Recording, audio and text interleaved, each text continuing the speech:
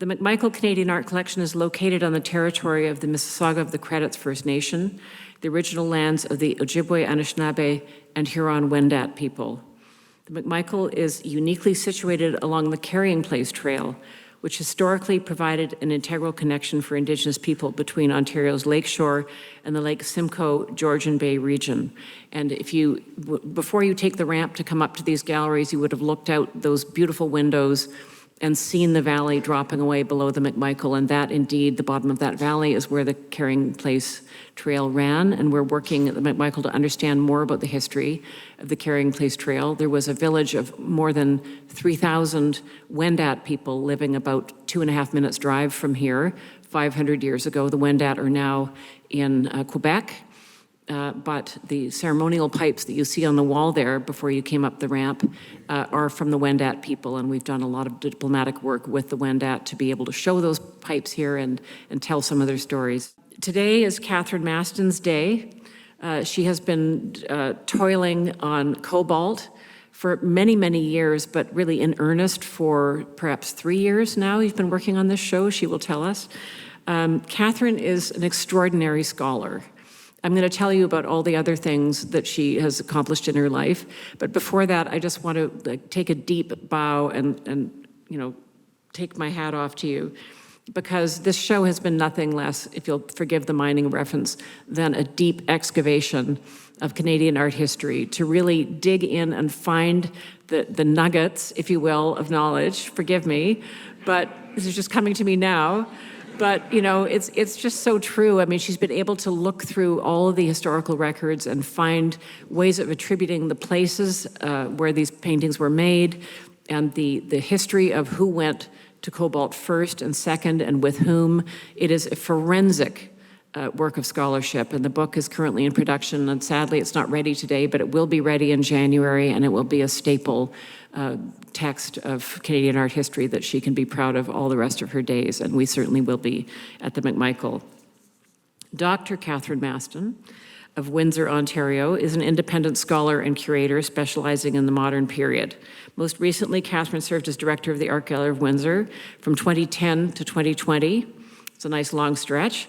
And she's curated dozens of exhibitions over the span of her career. And I was looking at Wikipedia yesterday, just getting my head around Catharine's many accomplishments, and it's actually more than 100 exhibitions over the course of her career.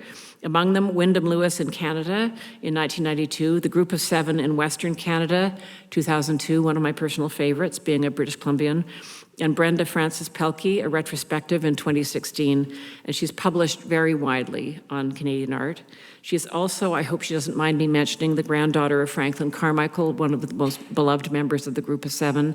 And so her understanding of the art of this period is rooted in deep personal family lore and experience, and so we're just so very grateful to have access to that deep knowledge here at the McMichael. She is also, neither was this included in the official notes, Catharine, but also one of the feistiest feminists I know in the art world. And I want to draw your attention to her PhD, which was titled Beyond the Artist's Wife, Women in Artist Couple Marriage and the Exhibition Experience in Post-War Canada. That is a text I would like to read. So, ladies and gentlemen, without any further ado, the incomparable and deeply researched and altogether commendable Catharine Mastin.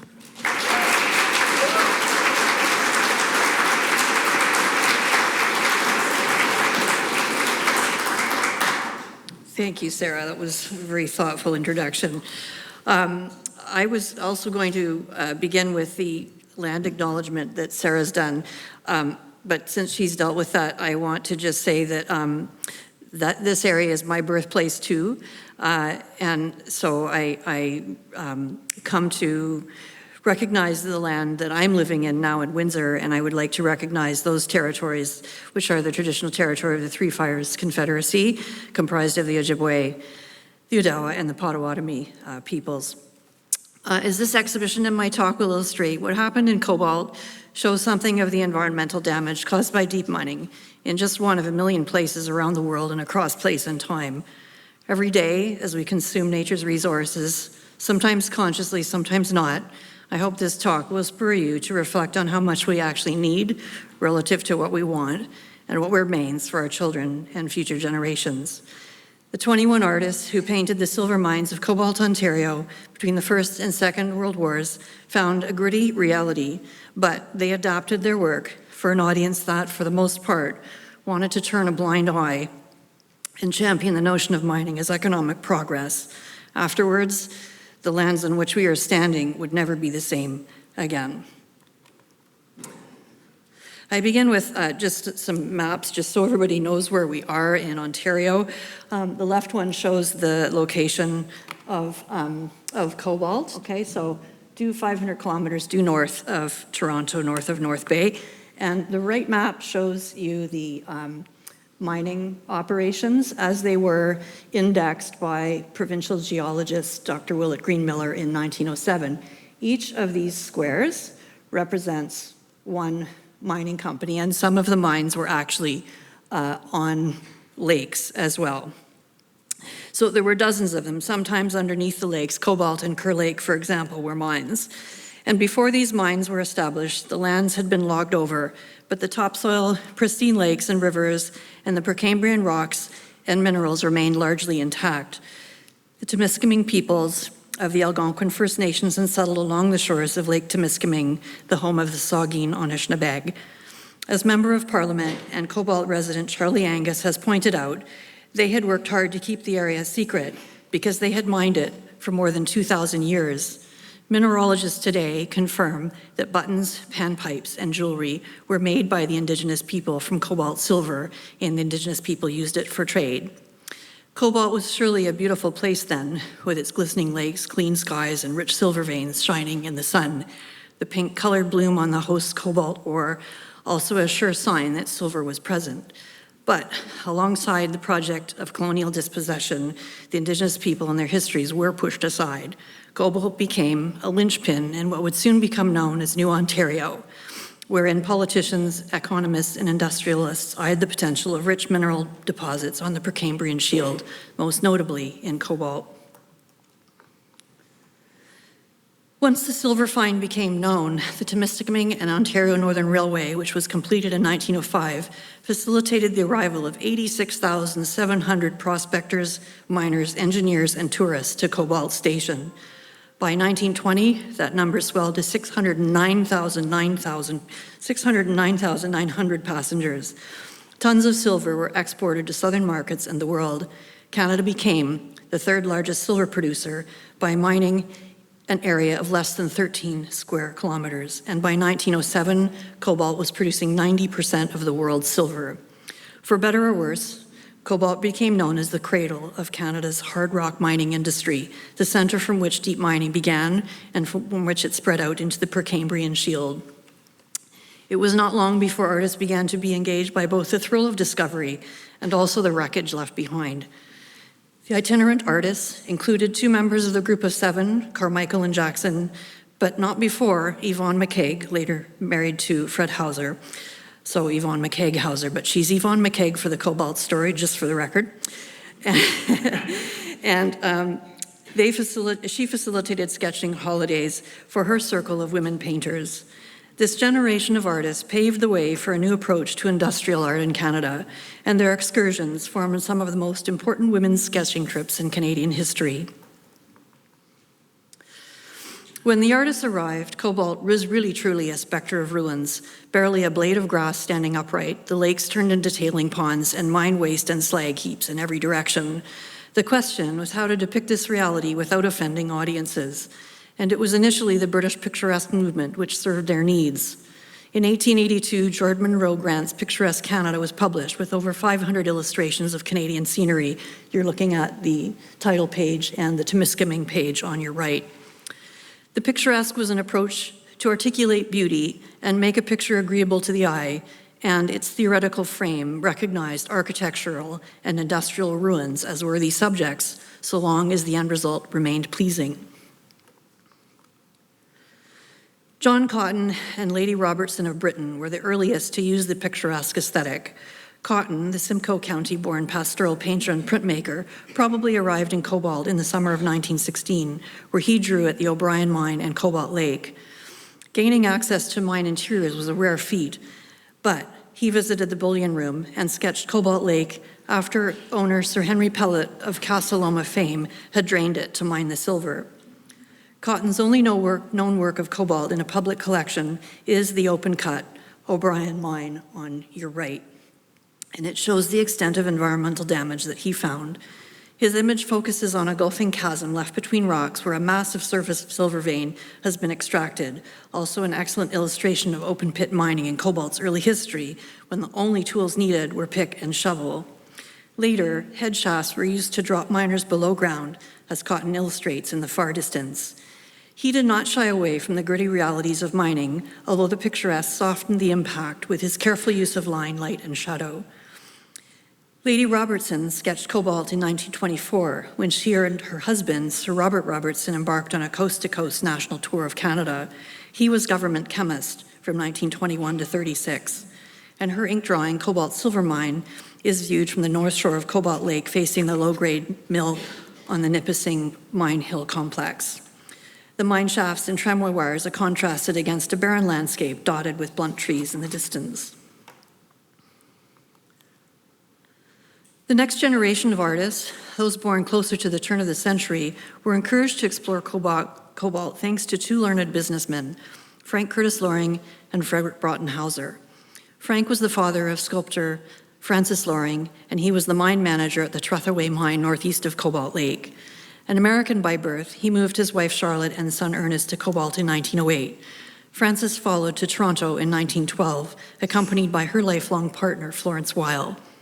Frank Loring's work in cobalt was well known in the Toronto artistic community, for he had hired a prospector, Keith McIver, who he introduced to Loring and Weil. McIver then became a friend of A.Y. Jackson, and all were soon friends. Florence Weil, sympathetic to Frank Loring's life as a businessman, developed this portrait relief of him in side profile, neatly coiffed and shaven, well-dressed in suit jacket, pressed collar and tie, and stern in facial expression. Frederick Broughton Housser was an economist by day and an art critic by night, and he was married first to Bess Larkin from 1914 to 34, and then to Yvonne McKague from 1935 to 36. He served as financial editor of the Toronto Daily Star from 1923 to 28, and was a close friend and collector of the artists and their work, having penned the famous Story of the Group of Seven in 1926. Other mining periodicals that he edited included Gold, a monthly magazine devoted to news and pictures of Canadian mineral exploration and development, wherein he remarked, "Today it is being admitted on every side that the North Country, especially that part which lies in the Precambrian Shield, is the hope of Canada. When we speak of the hope of Canada, we mean just one thing, economic hope." Housser contributed to the Yearbook of the Arts in Canada as well in 1928 and 29, edited by polymath artist and novelist Bertram Brooker. Although Yvonne McKague discovered cobalt before meeting Fred Housser, by the late 1920s, their interest in the subject was shared, and soon enough, Fred proved interested in Yvonne's cobalt work. As friend, critic, collector, and husband of two of the women, it remains a challenge to measure the spread of his influence, encouraging artists to be concerned with cobalt, for it affected their art sales, critical reception, and private lives. Yvonne McKague first traveled to Cobalt in 1917, and again in 1918 with her friend Rhodey Kenny Cordes.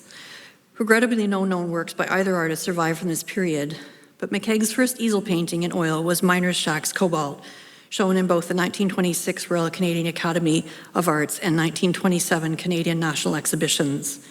Yellow House Cobalt, 1925, the earliest of her known cobalt oil sketches, depicts a house painted in a rich Fauvist palette inspired by four colors: yellow and red walls, green window frames, grass, and purple fencing, colors informed by her study in France. The odd conjunction of domestic and industrial architecture was typical of cobalt's unregulated evolution and the hilly shield landscape on which structures are placed ad hoc, sometimes right beside actual mines. As these two works illustrate, it was McKague who began the trend to modernize the picturesque to depict cobalt's ruins. In 1929, Oshawa-born artist Isabel McLaughlin joined McKague in Cobalt. McLaughlin's drawings from that trip include the Nipissing Mine Complex, viewed from Finland Street and the Cobalt town site. The Nipissing Mining Company was the largest landholder and the highest profit mine in cobalt, well above its competitors, including the Trethaway, Crown Reserve, and McKinley-Darragh mines. In 1915, for example, it yielded $2.38 million in profits. Heavier in style than the works of her teacher, McLaughlin's drawings make use of dark contrast through shadow, while making no apologies for the industrial race before her, as the slag heaps right of the mine shafts suggest. A historical photograph on your right of the mine complex confirms the devastation observed by McLaughlin, only she enlivened her scene with a dynamic cloud-filled sky. You could also get to Cobalt by road, and some artists accessed that rather than by rail, but it was a precarious and challenging journey. The Ferguson Highway between North Bay and Cobalt, begun by the Ontario government in 1925, was officially opened on July 2, 1927. Journalist Bill Steer has a wonderful explanation of it. The road wandered from point to point, using the highest ground possible, avoiding the myriad of small lakes and wetlands of the Canadian Shield. Every spring, the freeze and thaw regime swallowed sections and washed away portions of the gravel roadbed and wooden bridges. In fact, it was so precarious that in the formative years of the highway, you had to sign in and register your vehicle to receive a permit to travel northwards. A toll booth was located just north of Thibodaux Hill near Cooks Mill Road, just north of the truck stop in North Bay. And if you did not return through the checkpoint, your next of kin would be notified. Group of 7, painter Frank Carmichael and his family were probably the first to take the new highway in September of 1930. In Cobalt, Carmichael produced more than 36 drawings. One of these depicts the extracted little silver vein located southwest of Cobalt Lake.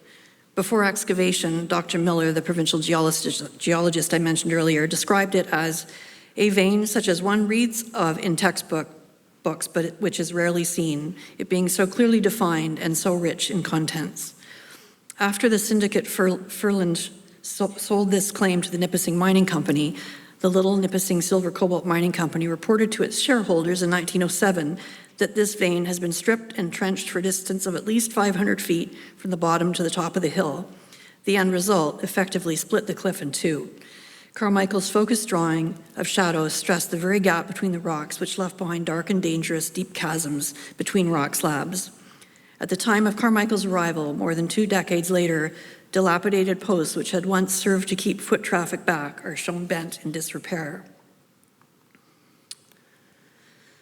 Carmichael's derelict buildings is a close-up of a collapsing head frame from the Coniagas Mining Company northwest of Cobalt Lake, once owned by Reuben Wells Leonard, donor to the Art Gallery of Toronto's Kate and Reuben Leonard Canadian Fund for Acquisitions. Carmichael based the image on 2 drawings which show his concern for the ruinous state Cobalt was left in, barren of vegetation, mine waste, and crumbling structures. Viewpoints confirmed also by a photograph of the site taken 4 years later by American geologist Robert Swanson Platt. Carmichael's most important work of Cobalt was his easel painting in Northern Silver Mine of 1930. His working process included a composite of at least 5 drawings. I'm just going to go back and forth on these for a moment. And it is probable that Carmichael was standing on the Nipissing mine properties east of Cobalt Lake looking to Frenchtown. The mine shafts are thought to be those of the Right-of-Way Mining Company on your lower right, which still stand today, adjacent to Cobalt Station. Owned by the Temiskaming and Northern Ontario Railway, the Right-of-Way Mining Company was visually prominent from town centre, and its lucrative operations extracted over 3 million ounces of silver. But while topographical accuracy was important to Carmichael's drawings, his painting of the Northern Silver Mine tells a different story, with a foreground focused on barren wasteland, and in the middle ground, the polluted tailing ponds as eerie green and yellow sludge coursing the water. His grade palette denies much of any sign of life. For 4 weeks in August, September of 1931, Yvonne McKague, Isabel McLaughlin, and Bess Hauser embarked for Cobalt on the new Ferguson Highway in McLaughlin's snazzy Buick convertible, aptly caricatured here by Arthur Lismer. Their registration was recorded in the North Bay Nugget, confirming that they had procured their requisite travel permit to proceed north. Of all the Cobalt art sketching excursions, this one was exceptionally important because the 3 artists realized pictorial innovations not touched by any of the other male artists, the mine complex as industrial castle, the nocturne, and what McKague called Cobalt's hard light. While plentiful attention has been paid to men's sketching excursions in Canadian art history, such as the Group of Seven's boxcar trips to Algoma in 1918 and 19, such is not the case for women artists. These were opportunities not only for women to bond, but also to challenge the gender order when women were still expected to be chaperoned in public spaces. The easel paintings developed from these women's sketches count as some of the most important works of the early 30s, dominating as they did Cobalt's exhibition presence on provincial, national, and international stages. McKague began to envision the mine as castle-like structures in 1930. She recalled, "The mine shafts are really very beautiful in proportion with the slag heaps, romantic like castles on a hill. McKague's approach was strategic, for to position herself low to the ground looking up was a way to distract from the industrial wasteland surrounding her, yet add appeal to her pictures. McKague's first easel painting of a mine complex as castle was Silver Mine Cobalt of 1931, in which the rigid, smooth-faced shafts and bridge are contrasted against a dramatic cloud-filled sky. The triangular-shaped rooftops form a geometric horizon line contrasted against the organic cloud forms. Her addition of a group of miners in the lower left fortified just how massive were these mines. She had found the shapes of the mine structures engaging, remarking that you didn't have to work hard to find a good composition. Naturally, you had to organize it, but the shapes themselves, the shafts, the huge sky, the slag heaps, the derelict buildings tottering at interesting angles were so obvious and exciting." McLaughlin's Mine Castle painting was Nipissing Mine Cobalt, 1931. You'll pardon the fact that the artist just called her work Cobalt so often. I'm trying to keep it straight. That's why we have to keep the ownership of the painting and sometimes accession numbers at easy hand so that we don't mix them up. Sitting low to the ground, McLaughlin framed the mine structure against a dynamic sky with bleak lighting. She amplified the stripped hills and scarred ruins with her choice of a gray palette. The bald and lifeless landscape she depicted was the result of the Nipissing Mining Company having used a 650 horsepower water pump to wash off the topsoil and expose the bedrock for easier access to the minerals. As Charlie Angus points out, such aggressive action caused significant environmental historical devastation, since the water hoses blew away archaeological evidence of thousands of years of Indigenous silver mining and trading that had taken place on that natural portage route. It also caused significant damage to Cobalt Lake because the waste and broken trees were flushed into the lake and that provided drinking water for the settlers. As the largest landholder, though, and probably polluter in Cobalt, the Nipissing Mining Company was, of course, impossible for the artist to overlook. A second strategy undertaken by both McKague and Bess Housser to pretty up Cobalt's gritty reality was to paint it at night. The nocturne, as it's known in art history, buried detail, enabled focus on tonal variation, and created scenes pleasing to the eye. McKague and Bess Housser each did one important nocturne. McKague's Silver Mine Late Evening was developed for a 1931 sketch of an earlier evening illumination. She remembered, "When dusk begins and the night shift carried lanterns whose tiny lights pinpoint the night, everything is mysterious and asks to be painted. And so I did several night subjects of northern mines. An otherwise dark night is illuminated through the last remnants of natural light on the horizon, punctuated by the glow of artificial lights inside the mines. In darkness, the slag heaps and stripped rocks become rolling hills, and the slime ponds so grayed out as to not be seen as polluted. Her tonalization is a scheme of carefully articulated browns and purples, the candle and gas illumination adding a romantic touch to both artworks.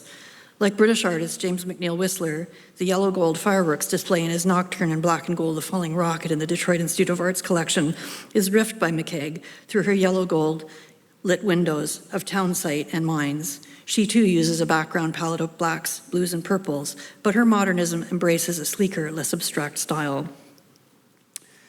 The painting Day's End is one of two known easel paintings by Bess Housser from her time in Cobalt, and her only Cobalt nocturne.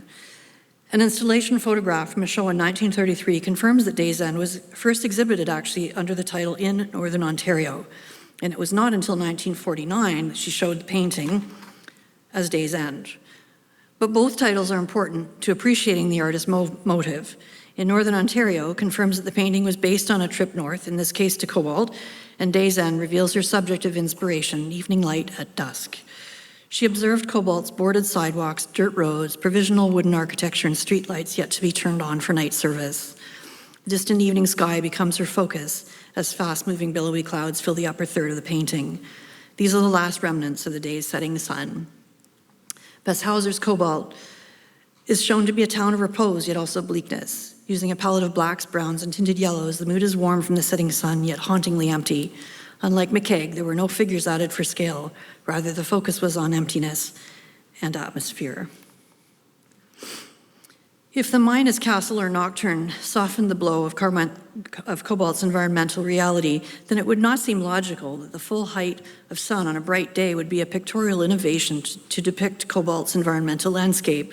Nonetheless, McKague felt Cobalt offered a different light sensibility than other places that she had sketched. She coined the term hard light to describe the effect, stating, "For the artist, the mines do not pollute the green-blue sky or soften the sharp light. The hard light makes everything clear-edged, and I know it distresses Europeans, but if one loves the North Country, one is hooked." Opposite to the nocturne, broad daylight made everything more visible. But by placing her focus on the unique details of the residents' homes, McKague was able to make Cobalt's hard lighting effective, most notably in her well-known easel painting, Cobalt 1931, developed from 2 ink sketches. She has spotlighted the green, yellow, and red buildings in the foreground, colors much enhanced from her earlier painting, and sharpened the outlines. In the background, a ribbon of teal sky is squished between overhead clouds and distant hills. A mine in the far distance is given a bath of light on its left flank. The mine tailings in the far distance are prominent, yet her attention to their illumination renders them more like natural hills than slag heaps. Whereas the earlier miner shack's Cobalt of 1925 was a painting of absorbing light, the effect in Cobalt 31 is of reflecting light, her colors much more intensified from her original conception. The 1931 Cobalt trip had been a vital moment in women's sketching groups, galvanized as they were on encouraging each other's approaches. From that one momentous excursion, all 3 artists offered a new vocabulary through which to see and experience Cobalt. Their mine as castle paintings drew attention to the derelict state of the place while also romanticizing the offerings before them. Their explorations of lighting, from exquisite nocturnes to hard light, were ways to play imaginatively with illumination. Each established unique approaches to color and composition. When these and other works were shown in the 1931 Group of 7 exhibition, A.Y. Jackson finally took notice, soon afterwards making arrangement for himself and his sketching companion, Frederick Banting, to take their first sketching trip to Cobalt in 1932. But they would adopt strategies quite different from the women artists.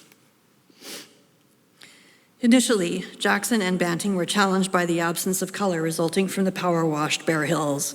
But the town's unplanned evolution of intermingled residential, industrial, and commercial architecture came into focus. To his friend Ann Savage, Jackson wrote, "I painted some shacks under a somber sky. It's a higgledy-piggledy little town, slowly disintegrating, not a mine working. The tin and tar paper and frame shacks are a little reminiscent of Hull. The autumn color is coming along at last, but it is not much to work on. Bush and second growth on the hills, out of which stick up gaunt mine shafts." For Jackson, Cobalt's uniqueness made it engaging, for he explained, "I can't find a thing to work on, and town's laid out in a grid." Consequently, Jackson and Banting began addressing the town site's erratic evolution, roaming about neighborhoods, observing the houses and surface buildings, constructed with provisional materials and situated at odd angles. The bending roads, mixed profiles of roofing, protruding balconies, porches, and leaning power poles provided ample subject matter in their 2 sketches of Cobalt, Ontario, and northern mining town, Northern Ontario. Mostly, though, it would be a flash snow event that gave them the opportunities to make Cobalt more picturesque. Following their travels to Quebec in the late winter of 1931 to paint the traditional life of French Canada, both Jackson and Banting were prepared for Cobalt. When Jackson arrived a week after Banting on October 3rd, he found his comrade rather desolate, for it had rained every day and both artists came down with colds.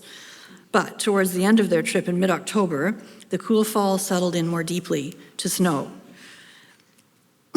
Jackson was sufficiently enthused that he shared his excitement. To his friend Nora de Pensier, he wrote, "Today we have been painting winter, half a boat of snow, roads almost impassable, and snows piled on the roofs. It did not let up until noon." 2 days later, to Ann Savage, he wrote, "Thanksgiving Day, it snowed and drizzled all day. And then at night, it turned to a real snowstorm. Cars stalled all over, sleighs out, and nearly a foot of snow piled over everything.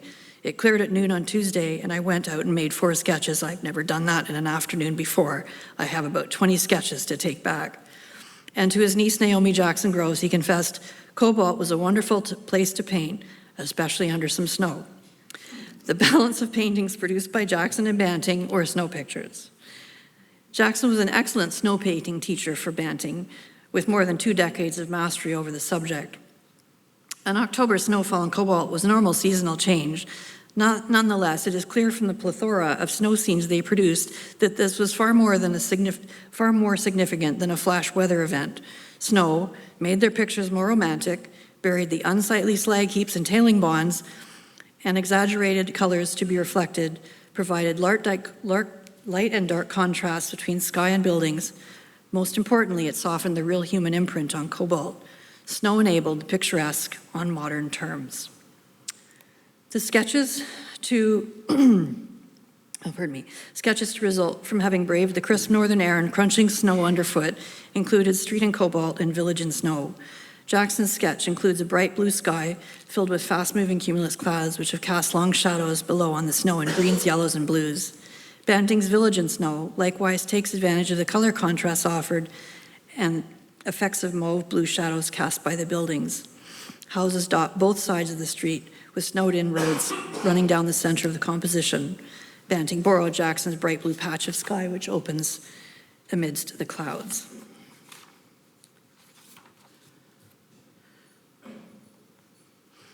One of Banting's most important snow scenes is the sketch Cobalt 1932, which we weren't able to secure for the show, but I've illustrated it here and it'll be in the book for comparison. And it includes a child shoveling snow. From that work, he developed the easel painting Cobalt, Ontario, 1933, with 2 children playing. The second figure adjusted the mood from a child's solitary work to one of play and companionship. Otherwise, Banting retained most elements of his sketch, but with the sharpened focus of their polished easel paintings, which they planned for exhibition. Banting's attention to children in Cobalt was unique, since the subject was not attended to by other artists. Even so, Jackson had written to Anne Savage about how many women and children were left behind in Cobalt. The idea had come to him a year before sketching with Jackson at St. Irene, when he observed, "Some painters should come down here and portray the types of children. They are beautiful in their colorful sweaters, scarves, and toques, bright eyes, red lips, and cheeks. Groups of them trail along the road on the way to church or school." This, by the way, is the only known easel painting that Banting developed from Cobalt. The lure of a snowed-over Cobalt did not go unnoticed by Carmichael, another well-trained snow painter, who developed the linoprit houses Cobalt probably in the early 1930s. None of Carmichael's drawings from the September 1930 trip included snow, yet in houses Cobalt, the architecture and long ascending road are buried in a heavy blanket of it. Not a rooftop remains without its sagging weight. Carmichael had climbed the town's ruggy hills to observe several angles before setting in on this composition, as 2 of his drawings illustrate. The location is probably Cobalt Street and Grandview Hill, for Cobalt is almost topographically identical to a historical photograph of that site in the Cobalt Mining Museum. So you can see here his watercolor preliminary sketch has no snow, and then the print has snow. Okay. In 1934, McKague and McLaughlin made their last trip to Cobalt. Bess, now married to Lauren Harris, and Yvonne, engaged to Fred Housser, would not join them for reasons including animosity and scandal. McKague's student, Audrey Taylor, joined them, but unfortunately none of her works are known. Their itinerary included plein air sketching at the Drummond Fireplace and mine remains at Kerr Lake, study of rocks and minerals inside the O'Brien mine, and they also hired a model to practice their sketching. McLaughlin changed her focus completely in 1934, and it was nothing short of astonishing to find her photographs of Cobalt during my project research. She produced nearly 100 snapshot-size images which form a sizable archive of mines, tailing ponds, houses, collapsing trestles, walkways, and bridges. Themes of dereliction and demise, abandonment run deep through the imagery. There are close-up piles of old mining parts stacked by shape, for example, augers, tubes, pipes, cylinders, elbows, and cups, for example. Residential and industrial architecture is in a precarious state with broken and boarded windows, rickety stairs, and collapsing boardwalks, trestles, fences, leaning power poles, all nearly ready to fall to the ground. The train tracks are empty of cars and stock for export, and the landscape is barren of vegetation. Yet, her use of sharp light and shadow lends a modern perspective to this body of work. Her ongoing preoccupation with the mine as castle continued photographically as she viewed them from low to the ground looking up, and from below large slag heaps looking upwards, with the mine structures showing rigid peaks against the sky. In contrast to her 1931 work focused on the Nipissing Mining Company, sites she photographed in 1934 included Chambers Furland, the Mining Corporation of Canada, the right-of-way, and the Campbell Dry Owl complexes. The theme of wash day also engaged her with images of clothing hanging in the wind, strung between buildings and poles, and the light garment colors offering contrasts against the dark buildings and ground. In 1934, McKague worked mostly on her drawings, offering this summary of the one used to develop the easel painting Town of Cobalt, also known as French Cobalt, of 1935. I took a long walk with my little sketching pad, making notes, hoping they would bring to life my sentimental feeling about this unique conglomeration of tar paper shacks and buildings with false fronts, and the luxurious growth of sweet peas and sunflowers. She likened her impression to a Bruegel painting, describing such crowds on the street, old-timers, children, dogs, roulette wheel, and confusion and noise of much beer-laden air. McKague's subject was the Catholic Francophone community located northwest of Cobalt Lake. Even so, the population of Cobalt's French and English members was almost evenly split. Ethnic difference had governed the town's growth. A period photograph shows that McLaughlin edited out much of the environmental damage from her composition and placed her focus on the fruits of summer, the cultivated, colorful sunflowers blooming in the foreground. In the far distance, the only mine shaft visible is the Chambers Furland complex. On this clear sunny day, it is also wash day, clothing pegged to the wires strung between buildings and swinging almost horizontally in the wind. Her focus on freshly washed laundry diminished the reality of an industrial wasteland in the North Ward. Yet, Cobalt was her most important example yet of how hard lighting illuminated Cobalt on a clear day. It was her last major painting of Cobalt. McKague had done so much to drive interest to Cobalt between 1917 and 34, but without her, the continued influence of the women's sketching parties thinned out to zero. With an already lean economy now pressured by the additional cost of war, traffic to Cobalt further slowed. Wilfred John Flood and Leonard Brooks were among the last of the itinerants to visit Cobalt. Flood continued the watercolor efforts begun by Carmichael, and Brooks continued the printmaking efforts begun by both Cotton and Carmichael. However, these works took a less critical stance on the environmental realities and people of Cobalt. In conclusion, the Cobalt modern art story includes important female art alliances during this period in Canadian history.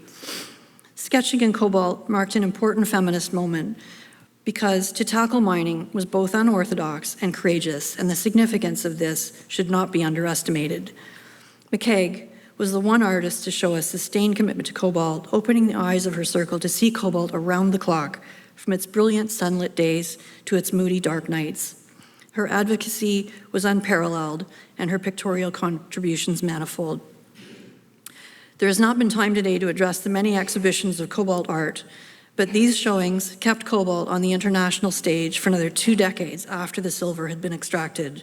In Canada, exhibitions began with the Ontario Society of Arts annuals and continued to include international touring exhibitions, including the Southern Dominion's exhibition of Canadian painting, which traveled between 1936 and 39 to South Africa, New Zealand, Australia, and Hawaii. Such shows reminded viewers that a population had been left behind and a residual community had been left in ecological disrepair, with damage too permanent to be ever again what it once was. As artists, the price was theirs to pay. Despite critical accolades, Jackson was the only one to make a private collector sale, his mining town, to Canada Packers business magnate J.S. McLean. McKague's Cobalt 31 was the only acquisition made by a public art gallery during the entire Cobalt movement. Today, as we look back on these images, we are reminded of the price of resource extraction and the cost to the environment through the eyes of artists. Their work also begs for consideration of resource stewardship at a time when mining has begun to take a new turn in search of lithium and, ironically enough, cobalt needed for electric vehicles, among other tools, as we attempt to pivot to green energy. I hope, though, that we as spectators and consumers will look more to artists than we have in the past to see and understand the realities of our footprint on planet Earth, and to pause and reflect on what we need versus what we want. In closing, I want to thank all of you today for your attention, and to the entire McMichael staff for doing a wonderful job bringing this project from Sarah's invitation to what you see downstairs today, and the many Cobalt enthusiasts who have been instrumental in supporting me. Maggie Wilson, who helped me identify so many of the sites for the artworks. She and her husband basically run the Cobalt Historical Society, and the local poet David Bridges, whose enthusiasm to see Cobalt have an enduring place in Canadian history be sustained. And I want to thank all of the lenders and supporters of this project. We wouldn't have a show and a book without you, so thank you.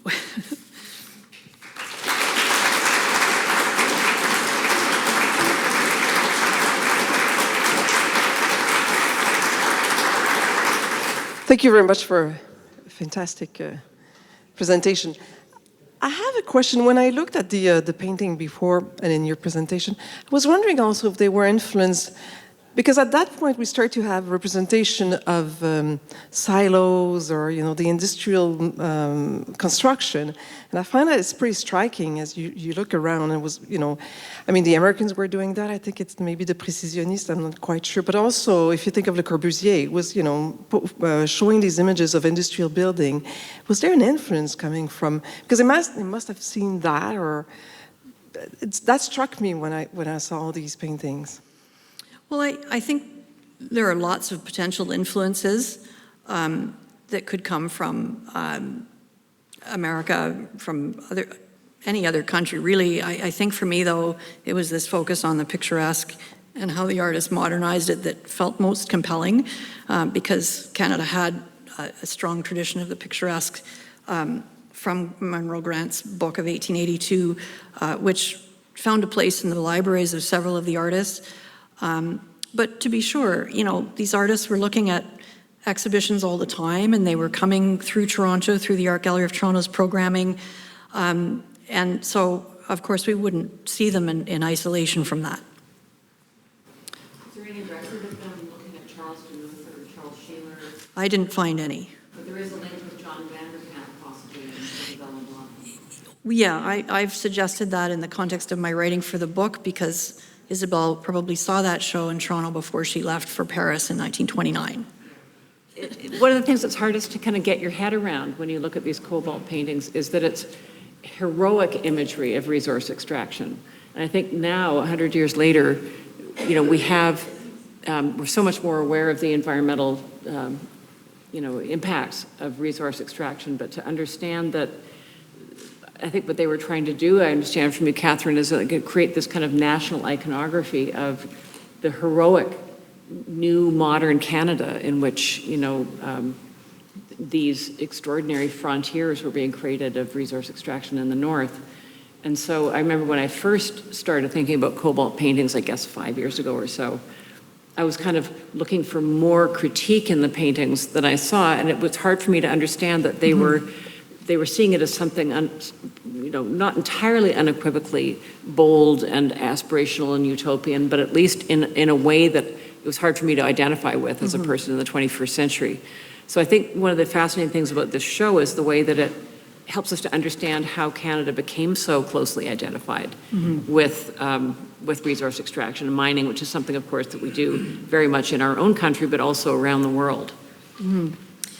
For me, though, I see that there's a difference between the artist's on-site work and drawing and oil sketching, and then what they develop for their exhibition canvases. And there's a palette shift that happens with the masterpieces, as we often have referred to them. They're softened from the kind of gritty reality that you see, for example, in Carmichael's little silver vein drawing, where he shows that this cliff has been split, and the boards trying to hold people back from falling into a hole 1,000 feet deep below are now collapsing. He didn't choose to enlarge that as a canvas. Could he have done that and showed it successfully in 1930? I doubt it. So it's about trying to kind of balance this reality with what will the audience of this time tolerate. except. Yeah. Yeah. Yeah, and you do see it much more in the preparatory sketches and watercolors and so on that you do in the canvases that are, as you say, made for the marketplace. And then McLaughlin's photographs, you know, she doesn't hold back from showing you the massive size of the slag heaps against the scale of the mines and the empty rail tracks, the spirit of desolation that became of Cobalt after the silver was all gone and most of the miners and their families left. I mean, many artists have aestheticized sort of environmental ruin. I'm thinking, well, certainly of Ed Bertinsky, Yes. coming 100 years after her, but also of Jeffrey James' photographs of asbestos, of the mining town of Asbestos, where the sort of architectonic qualities of the slag heaps and the industrial architecture are just irresistible to people with a strong aesthetic impulse to make of them something, to fashion of them something that's, you know, deeply aestheticized. But anyway, you can all see how lucky we have been to be working with Catherine on this project. It's been a revelation how deep she goes. Once again, forgive the mining reference. And it makes me very happy that at the McMichael, you know, we call ourselves home to the art of Canada, but one of our aspirations is to be more and more home to the art of exceptionally important art historical research, and this is certainly emblematic of that. We have another exhibition coming up this winter, which is going to be under the leadership of Michael Park Taylor, who's with us today, on Bertram Brooker, who's a brilliant polymath artist who was, you know, advertising executive, painter, novelist, every, you know, book illustrator, every manner of creativity. He was a contemporary of the Group of Sevens, but has not been as well known an artist. We're going to try and change that and take advantage of Michael's many, many years of deep delving. And then looking forward to 2025, we're hoping to stage an exhibition, Maurice in Venice, with Sandra Pekowski, a really extraordinary Montreal scholar who's now in her 80th year and has been working for over 40 years on Maurice's paintings of Venice, which are, I think, his highest level of accomplishment as an artist. And we will be pulling those paintings together here and giving Sandra a platform to share her deep and long research. So you're starting a good ball rolling here, Catherine. And thank you so much for all your extraordinary hard work for the McMichael. Thank you all so much. Congrats.